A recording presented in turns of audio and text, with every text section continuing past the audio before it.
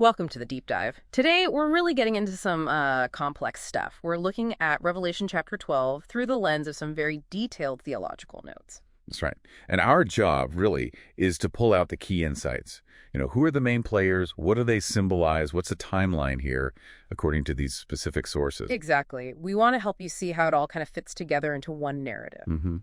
Okay, so let's unpack this. Revelation 12, it kicks off with three really central figures. You got a woman, a male child, and this big red dragon. And right away, the symbolism is, well, it's intense. These aren't just characters. They stand for something much bigger. So let's start with the woman. What do the notes say about her? Okay, so the woman. She's interpreted here as the Old Testament church, basically Israel, the people who first got the gospel message. And she's in labor pains. Yeah, intense ones. The sources connect this directly to Satan's attacks. It's a struggle. But then, after giving birth, she sort of evolves. Evolves. How so? She becomes what the notes call true Israel. It's broader now, representing the church, the bride of Christ, anyone really reflecting God's image. Okay, that makes sense. And the male child she gives birth to? No ambiguity there, according to these notes. That's the Lord Jesus Christ, born through Israel, you see. Right. Then he defeats Satan on the cross and ascends, goes up to God's throne, and the text says he's going to rule with a rod of iron. Rule all nations. And you mentioned it's important that this isn't the first resurrection. Correct. That's a key distinction in this interpretation. His ascension is about taking his place of authority, not the general resurrection of believers. That happens later. Got it. Which brings us to the dragon. The dragon. Yeah. Unmistakably Satan. Now, the interpretation gets specific about when he's cast down to earth. Oh, when's that supposed to happen? During the fifth trumpet judgment, apparently. That's one of the events leading up to the end. And once he's down here, he's furious. And he goes after the woman. Relentlessly. And trying to get at the child, too, even though the child has already ascended.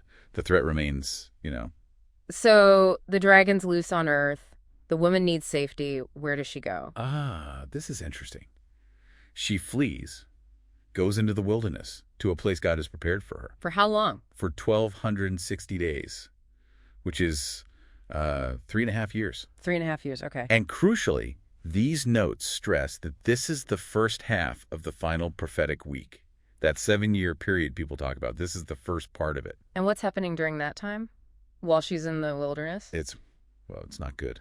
Satan empowers these beasts, one from the sea, one from the earth. They enforce worship of the beast. Right, the mark of the beast and all that. Yeah, exactly. And this leads to intense persecution. Many saints become martyrs during this first 3.5-year period. Okay, persecution, martyrdom. This connects to another group mentioned, right? The 144,000, the notes seemed really specific about them. Extremely specific, yeah. They're called the first fruits, redeemed from among men. First fruits. And this interpretation also identifies them as the two witnesses mentioned elsewhere.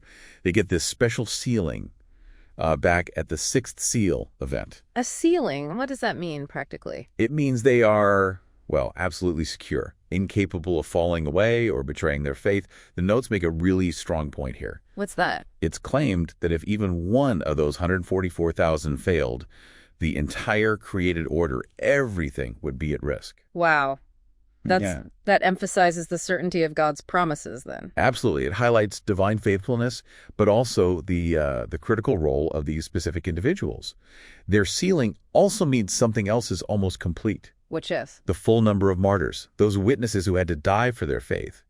Once the 144,000 are sealed, that number is almost reached. So the 144,000 are sealed, the martyrs are nearly complete. What happens then? What's the next big event, according to this timeline? That's the trigger. The completion of that number signals the first resurrection. The first resurrection. Okay, now we're there. Yes. And it's marked by the seventh trumpet sounding. This happens right at the midpoint of that final 7-year week.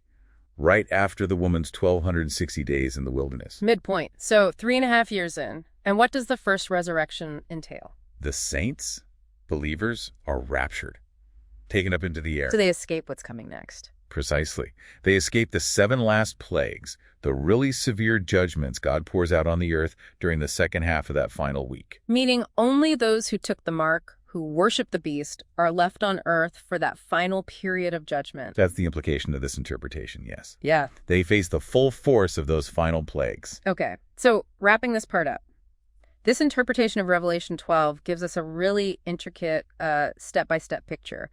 The woman, the child, the dragon, the 144,000. It all fits together in a very specific sequence. It does. It's a highly detailed framework. Mm-hmm. And it naturally leads you to think, doesn't it? If the sequence is this preordained. What does that say about like free will versus destiny? Or perhaps, what does it reveal about how God's promises work? And what's the significance of individual choices, like those of the martyrs or the 144,000 within this massive cosmic drama? It's something to really chew on. Definitely. So as you reflect on all this, the woman, the child, the dragon, that incredible claim about the 144,000, what particular piece stands out most to you? And maybe how does hearing this specific interpretation shape how you think about faith and the future?